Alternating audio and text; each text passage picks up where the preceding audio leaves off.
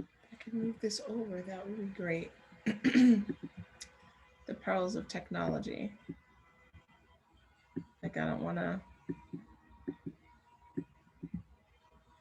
maybe if I go from this side. Good morning. Oh, there we go. I can do that. Haha. Yes. Good morning. Good morning. All right, did I do it right? Oh, okay, good. Hi. Good morning, everyone. How are you all? Is my thing. Okay, good. I always like to make sure that my, anyway, don't worry about that. Good morning. Thank you for joining on this Thursday. I'm a little, what time is it? I had to post the latest assignment in the Central Energy Coven for Yoni devotion this morning. It's a tasty one. For the woman in the coven, it's like, huh? It's a tasty one. So, unlike yesterday, where I kind of had an idea of what I wanted to talk about, today it's back to not a clue. But well, I guess in a way, yes, there is, because I wrote down fear and rebirth. So I've noticed that, and I've heard this from several people, and I don't know if this is like an astrological thing that's going on or not. Like I said, I'm a novice with that stuff. Dreams are coming through much more clearly, and I'm remembering them more. And I don't always remember the details of it, um, because I have not, because I'm more clairsentient than anything else. I always remember how they feel. So I can't tell you everything that happened in the dream, but I always remember how I feel. This particular dream last night, though, I did remember, and I woke up feeling different, as though during my sleep some transformation took place. Like literally, as though during my sleep some energetic thing happened to me.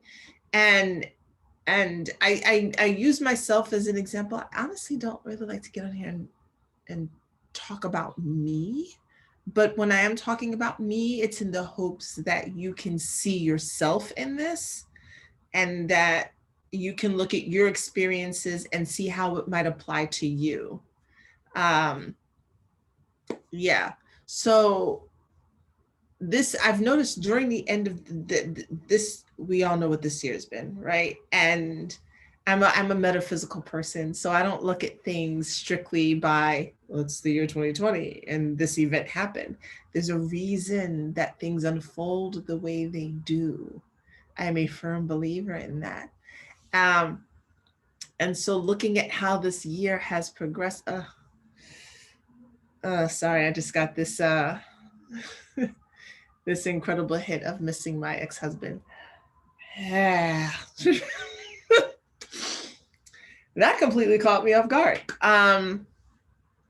Whew, wow.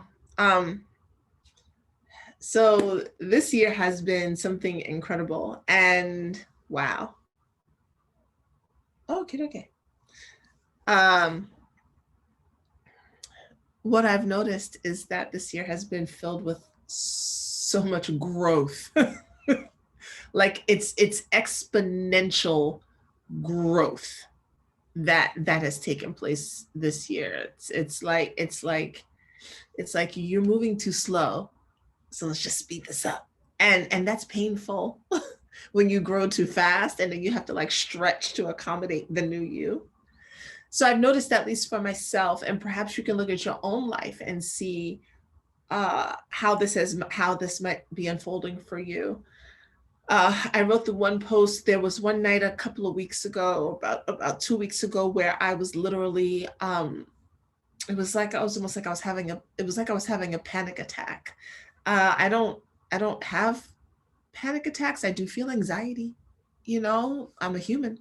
Um, but it was like for 4 hours, my heart was palpitating and I was dizzy and I was shivering and I could not sleep. And every time I started to doze off to sleep, my body would literally jerk me awake. Like I was finally like, you know, when you're so tired and you want to go to sleep, but for some reason your body won't let you. It was that frustration. And I wrote about this, but it wasn't until I was looking at my vision board. I was laying in bed. It was like 2:30 in the morning. And I was like, I don't know what the fuck is going on. Like it's like, okay, I'm not dying, but it kind of feels like I'm dying. But it's like, but I'm not dying. I'm not having a heart attack. For a minute, I wondered if I should call an ambulance. That's how much all of this felt. And I looked over at my wall where my vision board is. Y'all can't see it because it's that way. And I was repeating, you know, I surrender. I surrender to the truth of who I am. I surrender to the process. I just kept repeating that. I was asleep. It couldn't have been 10 minutes. It's like when you're in anesthesia and they tell you count backwards from 10 and you're like 10, not. It felt like that. Like I was repeating it and then I just went to sleep. That was frightening. And then the dreams. So the dreams have been vivid. So I don't know if you all are experiencing more vivid dreams. I don't know if you're experiencing strange things happening with your bodies, you know, headaches that you normally have never had before, shivers that don't make sense because your heat is on. You know what I mean? Like there are things that our bodies do when we need to, when our cellular structure is literally changing, when our DNA is changing to encompass a greater capacity of energy. And when I say energy, I mean your vibration, your vibrational frequency. For more of that to come through you, you literally have to, your body, the human body has to be able to handle what's coming through.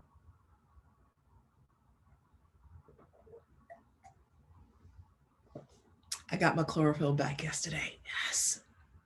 And my sea moss, okay, from my snow days, okay? So that's what's been happening on this end.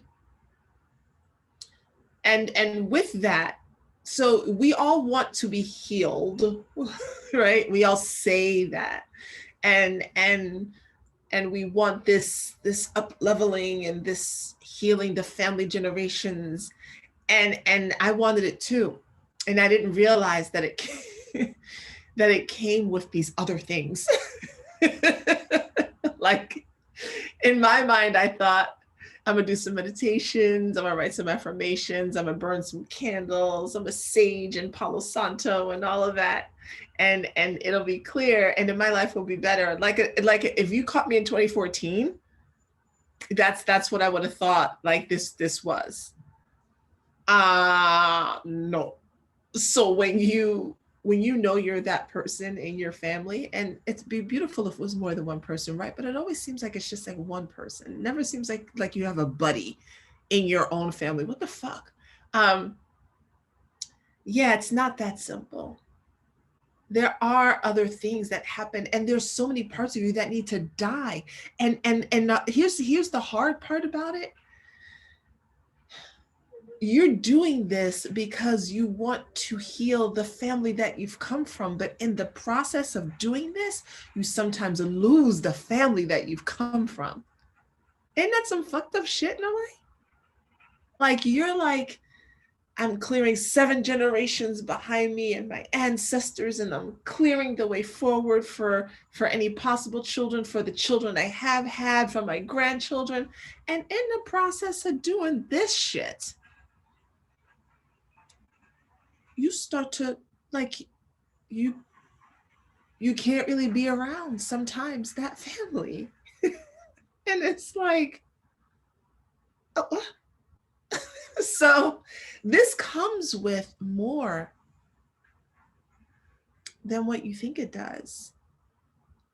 It is a brave undertaking to be that person, to die within yourself, to release what you know, not what you know, what you know no longer works, and to be able to walk away and have to leave people you love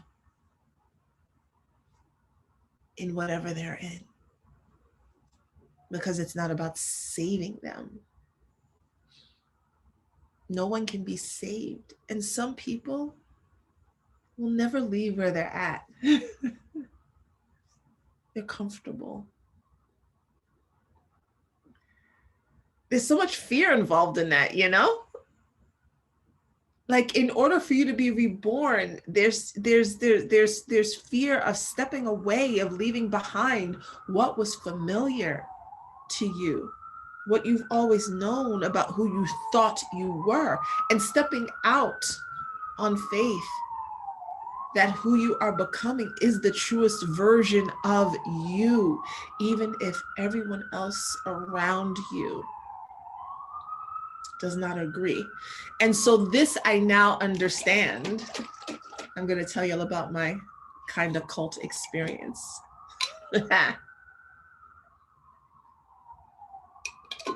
Okay, so when I was going through a depression, I just wanted to check my time. When I was going through a depression, I was 20.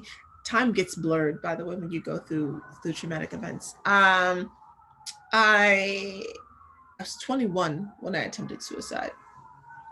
And the events leading up to that were, I found, I was in Barnes & Noble, and I was standing in the self-help section. I've always been, I was a psych major, y'all, and all of that. So I've always been into this stuff.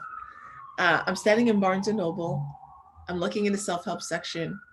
I'm looking for some book that will save me from the hole that I feel like I'm in. When you're in the throes of depression, it feels like you are in a hole in the ground and you're just sitting in it. Like I was just sitting in it like this. And I did not have the strength, the energy to claw myself out. Like every time I tried, it was just literally exhaustion. My whole body was tired and I was done with it. I was tired. And I'm sitting in Barnes & Noble. I'm looking for some self-help book that will save me. And I just started to cry. I remember the day. So I was crying in Barnes & Noble. I didn't understand why I was in so much pain. I didn't understand why I didn't want to be here anymore. I just knew that I wanted it to stop by any means necessary. So some woman walks up to me and I think she starts talking to me about, Jesus or God or something to that effect. And this might have been the second person that approached me with this. So now I'm thinking, okay, well, this is the answer. This is why I look at religion with a grain of salt, because salt, pillars, the Bible, because I know that sometimes people run to it looking for a way to be saved from their lives. You're in so much pain, somebody catches you at that moment, and you feel like this is the thing that will save you from the pain of your life. Now, I don't think that there's anything wrong with finding something that gives you perspective and helps you with your faith and belief. But at the end of the day, your fuckery was your fuckery, and the devil didn't make you do it. Okay, it was just your poor decisions, and you got to figure out how to deal with that shit. And so the religion can't save you from that, right? So I was one of those people. I was hoping that this would save me from this experience. So I ended up meeting up with this group, this religious group. This is one of these small churches. So many of them have popped up all over the place, where you're Bible studying in someone's home. As a matter of fact, a dude from The Cosby Show, Sandra's husband, I forgot his name. It was in his apartment, because we were there doing Bible study one night, and he walked in, Jeffrey or something like that. He was there, and I was like, holy shit, I didn't say that because Christians, but I was like, oh my God. So anyway, I'm going to Bible study, ironically at this time, my mother, who's since gone back to church, was giving me the side eye for doing this. Like, what is going on right now? But anyway, now she's like, come to Jesus. And I'm like, Me and Jesus are good. So I'm doing this Bible study with them. I'm looking to be saved. I don't want this pain anymore. They're telling me that God will do this for me, so forth and so on. They tell me, you know, my boyfriend's living with me. They tell me I can't have sex with him. You know, I need to break up with him because we're living in sin. So I'm depressed. I go home. I break up with the love of my life. You know, nothing wrong with the relationship whatsoever. Dude is an awesome ass boyfriend for 22 years old, right? Like, not a thing wrong with this man, y'all. But I go home tearfully. I tell him I can't be with you anymore because we're living in sin. He's like, what? Now he knew I was exploring this, but God love him. He was like, go explore. Awesome man, right? He's just like, what? I was like, I don't want to, but I have to because we're living in sin and I can't. And he's like, Libra that he is. He's like, okay, you know, that's a whole nother story, a whole nother live. If y'all want to hear the rest of that story, tell me yes, and maybe I'll talk about what happened after that tomorrow. So anyway, I break up with him. Now I'm gonna get baptized, you know, in someone's bathtub, you know, and there's like 5 of them, you know, gathered around me. Ironically, everyone is white. I don't think there were many Black people here, but anyway, you know, and they're like, they asked me this question, and this is where this long ass story is leading up to. They asked me this question. It's something about counting the cross. Basically, if every Christian disappeared, would I take up the cross and spread the gospel of Jesus Christ? And my 21-year-old self, this is before my suicide attempt, by the way. And my 21-year-old self looked at them and said, no. Because the idea of being by myself, walking around, like, I tried to proselytize, y'all. I sat next to this woman in the park because they told us we had to do this. I sat next to this woman and I was one of those people. Devi Maisha. I sat next to this woman and I was like, so have you heard about, you know, do you have a relationship with Christ or something like that? Like, I did that shit. And I forgot I did that until I just told y'all just now. So the idea of me doing that by myself, on my own, I was like, no. And they said, well, you're not ready to be baptized. Smart church, right? I will say this. They were about the word, right? They were about the word, right? Because it wasn't like, well, let's come on and baptize you anyway. They were like, nah, you're not ready for this, right? And I appreciated that. And so I came home and I cried because I broke up with my boyfriend, and now I felt worse, right? Because that didn't even save me. I thought that was going to be a magic pill, a magic answer, and thus hence the suicide attempt later. What I realize now, as I'm even speaking to you all, is the point of that question, as I see it 20 plus years later, isn't, will I go around the world touting the gospel of Jesus Christ? But for me in this moment, and the question for you is, are you willing to live in your truth and the truth of who you are, even if it means that you would lose everyone? Are you willing to stand in this human body that was given to you and express the truth of the frequency of the vibration that is coming through you or that wants to come through you, even if it means you're standing alone? And so the answer for me now is yes.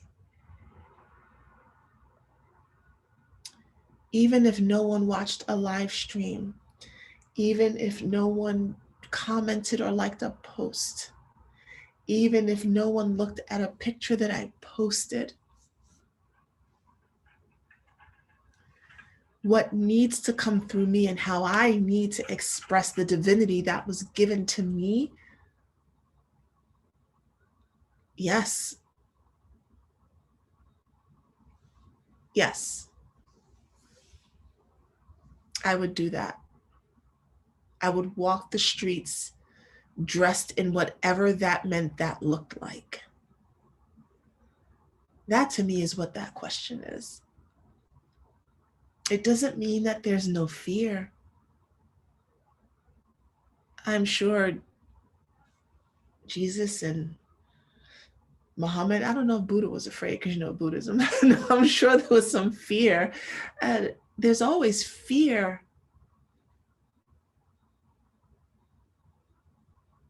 Like Will Smith says in, oh my gosh.